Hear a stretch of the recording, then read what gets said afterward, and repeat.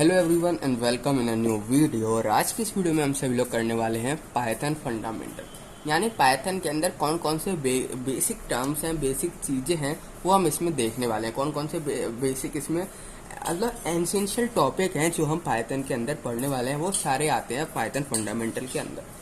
ठीक है, तो हम इसमें क्या क्या पढ़ने वाले हैं। सबसे पहले इसके अंदर हम देखेंगे डेटा टाइप के बारे में। डेटा टाइप, अब डेटा टाइप से मेरा क्या मतलब है? डेटा टाइप से मेरा यहाँ पर मतलब है कि उस किसी भी वेरिएबल का डेटा है क्या, मतलब को वो जो जैसे कि a इज इक्वल टू 10 लिखा मैंने यहाँ पर, a इज इक्वल टू 10 लिख दिया। अब क्या है इसका डेटा टाइप क्या है? इंट। इंट मतलब इंटीजर। इस वेरिएबल का डेटा टाइप क्या है? इंट। डेटा टाइप का मतलब सिंपल ही हो गया कि जो उसकी वैल्यू असाइन है ना, उस वो है कौन सी वैल्यू? इंटीजर है। इंटीजर के अलावा फ्लोट वैल्यू है 10.2। फ्लोट के अलावा या फिर वो स्ट्रिंग है। स्ट्रिंग मतलब क्या होता है? हम प्रोग्रामिंग लैंग्वेज के अंदर स्ट्रिंग का मतलब होता है हमारा कोई भी अल्फ़ाबेट्स। हमारे अल्फ़ाबेट्स को हम क्या कहते हैं? स्ट्रिंग कहते हैं। जैसे कि यहाँ पर लिख दूँ मैं ओके बाय, तो ये सब क्या है हमारे? ये हमारे आते हैं स्ट्रिंग के अंदर। ये हमारे किसके अंदर आते हैं? स्ट्रिंग के अंदर। ये किसके अंदर आते हैं? फ्लोट के अंदर आते हैं। ये किसके अंदर आता है? हमारे फ्लोट के अंदर आते हैं। ये किसके अंदर आता है? ये हमारा इंट के अंदर आता है। ये किसके अंदर आता है? इंट के अंदर। अगर कोई भी हमारा डेसिमल वैल्यू नहीं है, सीधा नंबर लिखा हुआ है, तो उसको हम क्या कहेंगे? ऑफकोर्स सी बात है, इंटीजर होता है वो। इसके अलावा अगर कोई भी पॉइंट में आ गए, फ्लोट हो गया। अगर कोई भी हमारा क्या गया, एक अल्फ़ाबेट्स आ गए, तो हमारा वो स्ट्रिंग कंसीडर किया जाता है। तो इसी को कहते हैं डेटा टाइप। डेटा टाइप के अंदर 3 बेसिक होते हैं, इंट, फ्लोट एंड स्ट्रिंग। कौन कौन से होते हैं? इंट, फ्लोट और स्ट्रिंग। ठीक है, ये चीज़ हम यहाँ पर देखेंगे कि डेटा टाइप मतलब सिंपल यही होता है डेटा टाइप, इंट, फ्लोट और स्ट्रिंग। इंट, फ्लोट और स्ट्रिंग। इंट मतलब एक नंबर, कोई भी इंटीजर, नेगेटिव से पॉजिटिव कोई भी इंटीजर। फ्लोट मतलब नेगेटिव से पॉजिटिव कोई भी फ्लोट वैल्यू। फ्लोट मतलब पॉइंट, डेसिमल वाली वैल्यू। स्ट्रिंग मतलब कोई भी अल्फ़ाबेट। ठीक है, ये होता है हमारा डेटा टाइप। इस डेटा टाइप के बाद आता है हमारा कंपाउंड डेटा टाइप। क्या आता है? Compound data type. अब कंपाउंड डेटा टाइप में आता है, कंपाउंड डेटा टाइप में आता है जैसे कि हमारा लिस्ट हो गया, टपल्स हो गया एंड डिक्शनरी। अब ये सारी चीज़ें क्या होती हैं, ये हम आगे देखेंगे। मैं आपको इसमें बेसिक समझा देता हूँ। इनको हम डिटेल में पढ़ेंगे, सारी चीज़ों को ना डिटेल में पढ़ेंगे, सारे डिटेल के टॉपिक है। पर ये पाइथन फंडामेंटल के अंदर आते हैं। मतलब इस पाइथन फंडामेंटल सिंपली आप ये कह सकते हो, पूरी पाइथन को डिवाइड कर दिया 4 पार्ट में खाली। ठीक है, यही। अब इसके अंदर क्या, देखो इन सबको ना हम पूरा डिटेल से पढ़ेंगे। एक शॉर्ट में अगर मैं बताऊं तो लिस्ट का मतलब होता है, लिस्ट का मतलब आपके पास ब्रैकेट है।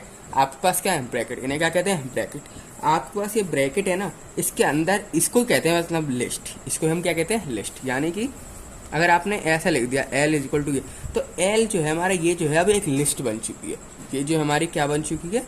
लिस्ट। जहाँ पर भी आपका स्क्वायर ब्रैकेट कहते हो या फिर आप इसको ब्रैकेट कहते हो, यही होता है हमारा लिस्ट। यानी अगर आपका जो भी स्क्वायर ब्रैकेट है, जो भी आपका ब्रैकेट है, इसके अंदर आप लिख दोगे, इस तरीके से ब्रैकेट बनाना आपको स्क्वायर ब्रैकेट, इसके अंदर आप लिख दोगे, ये सारा हमारा लिस्ट के अंदर कंसीडर किया जाता है। ये सब कहाँ कंसीडर किया जाता है? लिस्ट के अंदर। जैसे कि मैं लिख दूँ एल इज इक्वल टू 10, 20, 20.5। इसके अंदर आप कुछ भी वैल्यू लिख सकते हो, कुछ भी डेटा टाइप की वैल्यू लिख सकते हो। ठीक है, इसलिए इसको कहा जाता है कंपाउंड डेटा टाइप। यानी इसके अंदर, इनके अंदर आप क्या कर सकते हो? कोई भी डेटा टाइप की वैल्यू लिख सकते हो। अब अगर आपको इसमें देखो, ये तो नंबर्स हो गए, तो इस तरीके से लिखे जाते हैं। पर अगर इसमें आपको लिखना है स्ट्रिंग्स टाइप की वैल्यू, तो आपको क्या करना पड़ेगा? डबल इन्वर्टेड कॉमा लगाना पड़ेगा। और यहाँ पर आप लिख सकते हो कुछ भी आपको जो लिखना हो, जैसे कि हेलो, इस तरीके से आप इसके अंदर लिख सकते हो। एक और अगर आप लिखना हो नेम, तो आप इस तरीके से। और याद रखना आपका ये वाला ब्रैकेट स्क्वायर ब्रैकेट होना चाहिए, यहाँ पर ब्रैकेट होना चाहिए। ठीक है, इस तरीके से आपका बंद होना चाहिए। जब इसको कहा जाता है, इसको हम पूरे इसको क्या कंसिडर करेंगे? लिस्ट को लिस्ट कंसिडर की जाती है। लिस्ट किस तरीके से होती है? कुछ इस तरीके से होती है। खाली इसके अंदर जो भी चीज़ आप लिख दोगे ना कॉमा सेपरेटेड करके, तो वो सारा हमारा लिस्ट के अंदर कंसिडर किया जाएगा। अगर कोई नंबर लिख रहे हो आप, तो नंबर के लिए आपको क्या है? नंबर और कॉमा लगाना है। और कोई आपको, अगर आप क्या लिख रहे हो, कोई भी स्ट्रिंग टाइप की वैल्यू, तो आपको डबल इन्वर्टेड कॉमा लगाना है। ठीक है। और टपल की मैं बात करूँ, टपल के अंदर क्या होता है? टपल भी सेम लिस्ट की तरह ही होता है, पर इसका ब्रैकेट चेंज हो जाता है बस खाली इस तरीके से, कर्व ब्रैकेट, पैरेंथेसिस। कैसा हो जाता है? पैरेंथेसिस, यानी कर्व ब्रैकेट हो जाता है, यहाँ पर ब्रैकेट हो जाता है। ठीक है। और इन दोनों में डिफरेंस क्या होता है, लिस्ट हमारी क्या होती है, लिस्ट हमारी म्यूटेबल होती है, पहले टपल जो होता है हमारा इम्यूटेबल होता है। इम्यूटेबल का मतलब इसके अंदर जो भी वैल्यू है, जैसे कि t is equal to 10, 20, 20.5 hello, अगर मैंने ये लिख दिया तो आप इसके अंदर की वैल्यू को चेंज नहीं कर सकते, चेंज नहीं कर सकते इसके अंदर की वैल्यू को। पर लिस्ट के अंदर क्या है, अगर आपको यहाँ पर 20.5 की जगह वैल्यू बदलनी है तो आप बदल सकते हैं इजीली। नेम की जगह वैल्यू बदलनी है आप इजीली बदल लो, यानी आपको किसी भी इंडेक्स पे अगर वैल्यू बदलनी है ना आप आसानी से बदल सकते हो। पर टपल के केस में ऐसा नहीं होता। टपल के केस में क्या, आप वैल्यू को नहीं बदल सकते, जो आपने वैल्यू दे दी एक बार वो दे दी, उसके अलावा उसके अंदर की वैल्यूज चेंज नहीं की जाती है। डिक्शनरी की बात करूँ, डिक्शनरीज क्या होता है हमारा, डिक्शनरी कर्व ब्रैकेट्स, यानी इस तरीके से आपका कर्व ब्रैकेट लगेगा, इसके अंदर जो चीज़ लिखी जाएगी वो हमारी डिक्शनरी के अंदर काउंट की जाएगी। वो किसके अंदर काउंट करी जाएगी, डिक्शनरी की काउंट करी जाएगी। इसके अगर मैं बात करूँ डिफरेंस, तो इसकी जो इसके अंदर ना सबसे पहले जो इसके अंदर होता है हमारे दो चीज़ होती हैं, एक होता है हमारा की, एक होती है हमारी वैल्यू। एक होता है हमारा की, एक होती है हमारी वैल्यू। अब की वैल्यू मतलब जैसे कि अगर आपने लिख दिया यहाँ पर कि 1 के प्लेस पे 20 है वैल्यू, ठीक है, इस तरीके से आप लिख दिया 1 के प्लेस पे 20, 2 के प्लेस पे 30, 3 की प्लेस पे 40। तो जो ये होता है ना स्टार्ट कॉमा के बाद और इसके पहले, जो वैल्यू के पहले और कॉमा के बाद, इसको हम कहते हैं की। इनको हम क्या कहते हैं, की। इनको हम क्या कहते हैं, की कहते हैं। और जो सेमीकोलन के बाद होता है ना ये, इनको हम कहते हैं वैल्यू। इनको हम क्या कहते हैं यहाँ पर, इनको हम कहते हैं वैल्यूज। ये सारी हमारी क्या होती हैं, ये सारी हमारी वैल्यूज कहलाती है, ठीक है। और डिफरेंस इसमें क्या होता है, इसके अंदर जो कीज होती है ना ये सारी हमारी इम्यूटेबल होती है, यानी इन की को आप चेंज नहीं कर सकते, इन की को आप चेंज नहीं कर सकते। पर इन वैल्यूज को आप चेंज कर सकते हो, पर इन वैल्यूज को आप क्या कर सकते हो, चेंज कर सकते हो, पर कीज को आप चेंज नहीं कर सकते। ये होता है हमारा डिफरेंस, ठीक है। तो डिफरेंस बोले तो आप बता सकते हो, लिस्ट में हमारा स्क्वायर ब्रैकेट होता है, टपल में हमारा कर्व ब्रैकेट होता है, डिक्शनरी में ब्रेसेस होते हैं, यानी कि ये इस तरीके से ब्रैकेट होता है, ठीक है। ये हमारी म्यूटेबल होती है, इम्यूटेबल होती है, इसमें कीज हमारी म्यूटेबल होती हैं, पर वैल्यूज जो होती है हमारी वो इम्यूटेबल, यानी वैल्यूज हम चेंज कर सकते हैं, कीज को चेंज नहीं कर सकते, ठीक है। तो ये आता है हमारा कंपाउंड डेटा स्ट्रक्चर्स के अंदर। कंपाउंड डेटा स्ट्रक्चर के अंदर कौन कौन सा आता है, लिस्ट, टपल एंड डिक्शनरी। इन सबको आगे पूरा डिटेल में पढ़ेंगे, ये सारे ऑपरेशंस करके देखेंगे इनके अंदर। इसके बाद हम बात करें तो वो आता है हमारा कंडीशनल।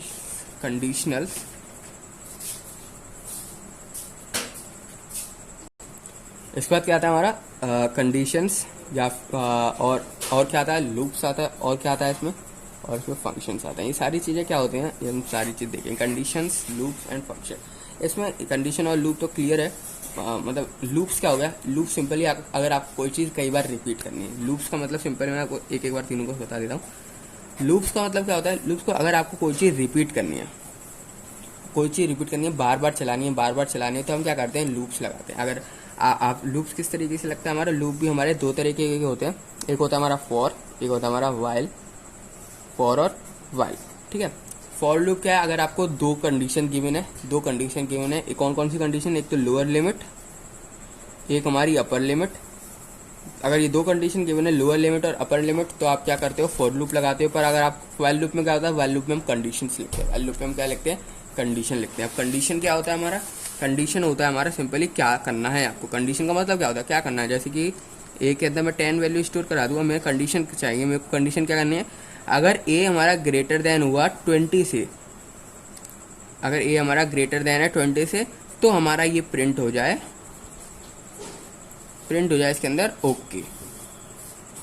पर अगर ये देखो, ये होती है हमारी कंडीशन। अब इसको यूज कैसे करना है, लूप्स इफ लगाता हूं मैं, if A is greater than 20, ये अगर मैंने ये चीज लिख दिया, ये कहलाती है हमारी कंडीशन। ये हमारी क्या कहलाती है, कंडीशन कहलाती है। कंडीशन मतलब किससे आप क्या करना चाहते हो वो आप बता रहे हो, आप जो करना चाहते हो ना वो आप बता रहे हो, उसको हम कंडीशन कहते हैं। यानी अगर ए ग्रेटर देन होगा 20 से, अगर ए की वैल्यू कितनी है 10, क्या ये बढ़ी है 20 से, नहीं है बढ़ी, तो ये हमारा प्रिंट नहीं होगा। यही हमारी क्या होती है, कंडीशन, जो कि हमें बताती है हमें करना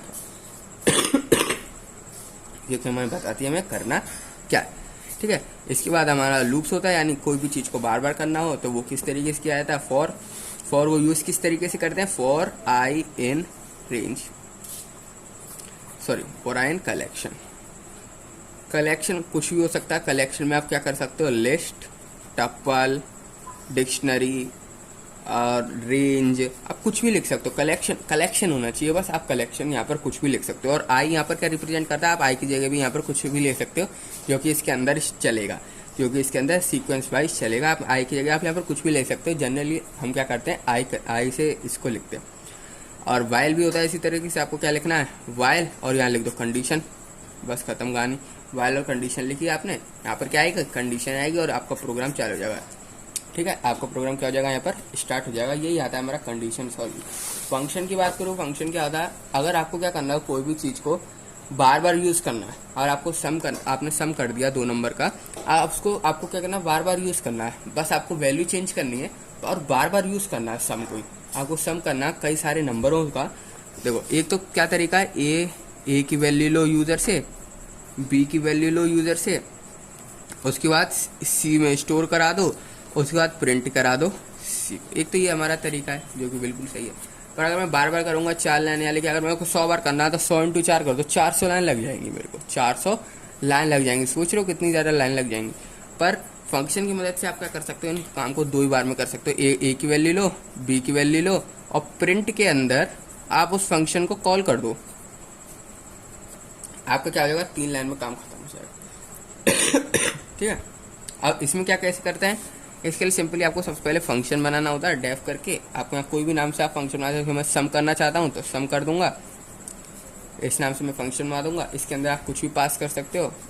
जितने वेरिएबल आप यहाँ रखोगे उतनी फंक्शन के अंदर आपको लिखने पड़ते हैं। ठीक है, ये सारी चीज़ें हम आगे पढ़ेंगे। बेसिक टर्म मैं आपको ऊपर से बताऊँ तो इस तरीके से आप कर सकते हो। यहाँ पर सम का प्रोग्राम लिख दो, A+B, और यहाँ पर रिटर्न करा दो। चाहे रिटर्न करा दो या फिर इसको सी में स्टोर करके प्रिंट करा दो। अब रिटर्न करा देता हूँ मैं A+B, और सॉरी C, तो ये रिटर्न करा दिया। अब मैं यहाँ पर क्या कर दूंगा, प्रिंट कर दूंगा सम को। तो इस तरीके से हमारा कुछ प्रोग्राम चलता है। याद रखना, ये सबसे पहले नहीं चलता फंक्शन के अंदर, सबसे पहले ये नहीं चलता, सबसे पहले ये चलता है।